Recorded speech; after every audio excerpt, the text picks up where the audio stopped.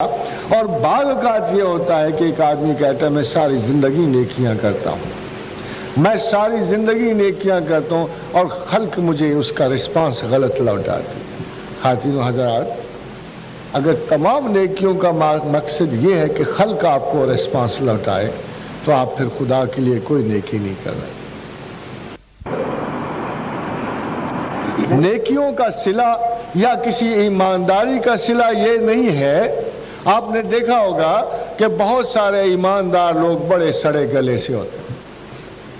اتنے تلخ مزاج کہ کسی کرپٹ آدمی کے قریب جانا اچھا لگتا ہے اور کسی ایماندار آدمی کا قرب قیامت کی طرح ہوتا ہے۔ خواتین و حضرات، سوال یہ ہے کہ اگر ایمان میں کوئی خوشی نہیں، اگر ایمان میں کوئی مسرت نہیں، کوئی بہجت نہیں، کوئی انداز اطمینان نہیں، تو پھر کیا وجہ ہے کہ یہ ایماندار لوگ جو ہیں یہ اتنے سڑے گلے کیوں ہوتے ہیں؟ ایسے لگتا ہے کہ خدا نے ان کی ایمانداری کا صلہ جو ہے ان کی پستی فکر میں، ان کی طبیعتوں کی جلن میں، ان کی بغض و کدورت میں رکھ دیا ہے۔ تو دراصل یہ ایماندار نہیں ہوتا، یہ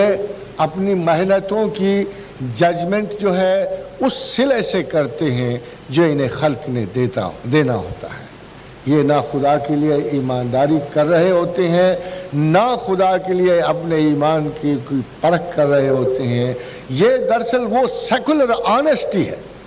یہ وہ سیکولر آنیسٹی ہے کہ جو ایک بے تحاشا ورکنگ کے بعد، ایک انداز، ایک رسپانسبلٹی کے بعد، مگر ان کی رسپانسبلٹی، ان کی کمٹمنٹ، ان کی ایمانداری کا سنٹر خدا کی رضامندی نہیں ہوتا، بلکہ یہ تمام تر کارکردگی اس لیے ہوتی ہے کہ خلق سے یا آفیسز سے یا انسٹیٹیوشن سے ان کو ایکول رسپانس ملے۔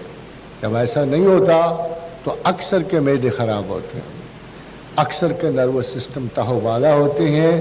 اور اکثر کی بیویاں ان سے اس لیے بیزار ہوتی ہیں کہ شوہر تو زندگی میں مرحوم ہو چکے ہیں، کبھی چہرے پہ تبسم کی جھلک تک نہیں ملتی۔